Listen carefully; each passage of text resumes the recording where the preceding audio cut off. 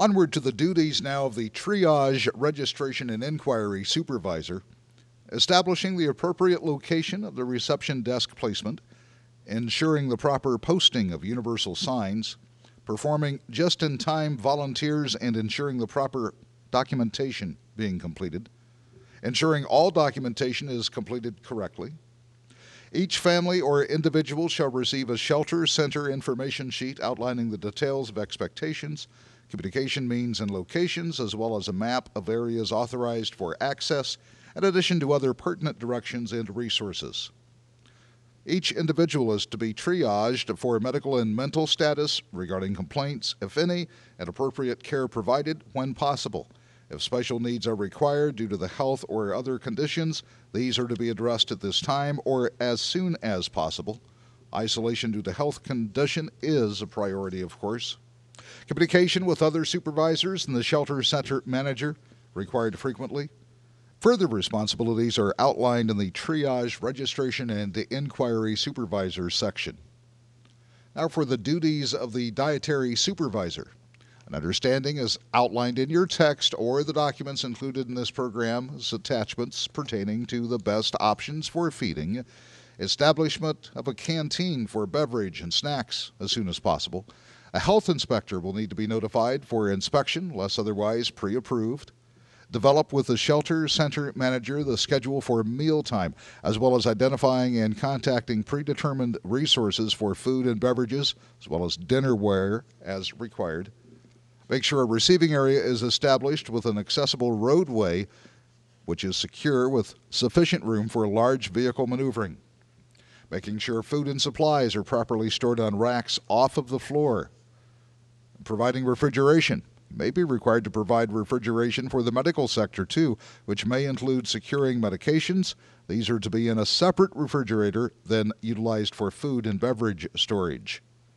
Provide assurance of the cleanliness and sanitation of all food areas, including compliance with food holding times and other safety procedures.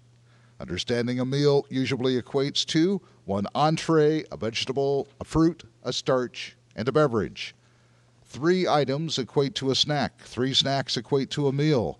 Therefore, a variety of items are required to provide compliance with this measure.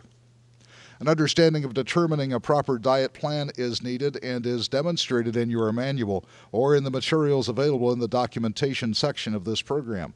One should be able to determine the number of settings that should be prepared based upon the number of shelter center residents and the number of support staff. Special diet requirements are to be coordinated with health services. A staff work schedule will be required to ensure that the appropriate number of workers are available.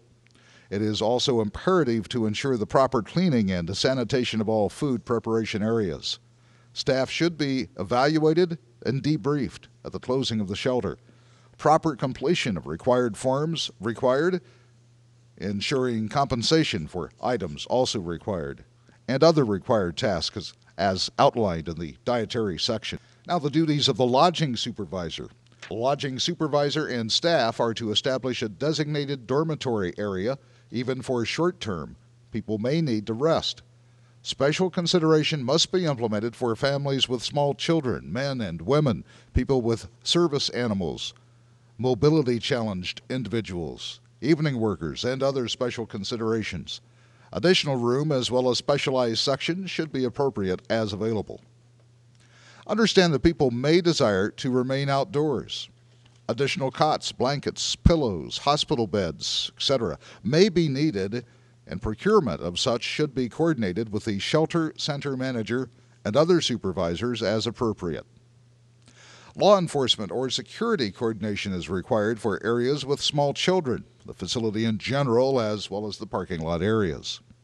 It may be required to recruit shelter center residents to perform some volunteer duties as appropriate, and further duties as outlined in the lodging section. The fluorescent vest for each of the supervisors must be worn as soon as possible. Identification tags should be assigned to each volunteer and worn at all times, identifying each volunteer or supervisor in their position and assignment. Signs shall be positioned above the heads of people so they are more visible and should be large enough so people may read them easily. Pictures may be added to enhance understanding of people who cannot read. Signs written in other languages should also be considered and implemented as necessary. Media should be communicated with only at the approval of the shelter center manager.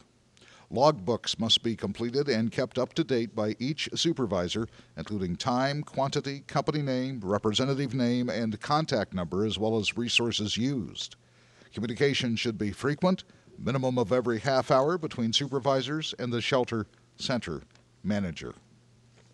And the kits for the bedding package will be 4 sheets, 2 pillowcases, 1 pillow, 2 blankets, 4 bath towels, 3 face cloths, 6 black garbage bags, 1 utility knife, and 1 roll of duct tape. As for the hygiene kits, of which there are several available, you will include in each 1 toothpaste, 1 toothbrush, 1 comb, a brush for women, shampoo with conditioner, aftershave for men, body spray for women, mouthwash, 1 antiperspirant, half dozen razors, shaving cream for men, nightlight, and 4 bars of soap. These are supplementary items that may be required, including auxiliary lighting, generators, flashlights, batteries, fuel for the generators, and emergency wiring contractors, auxiliary heating sources, housekeeping supplies such as paper towels, toilet tissue, soap, detergent, disinfectant, auxiliary cooking equipment such as a Coleman stove, propane or kerosene burners, all for outside use, of course, marquee tents, tarps, poles, snow fences, lodging supplies like pillows, blankets, beds, and cots, washer, dryers, coffee makers, glasses, paper cups, television sets to keep everyone entertained and occupied, transportation of evacuees from a makeshift parking lot to emergency reception centers. I'd like to thank you for your efforts taking the time to do and be part of this important issue. Once again, we as a community can work together to overcome our obstacles. Please feel free to contact our office or any other agency in the event you would like additional information or other opportunities to volunteer.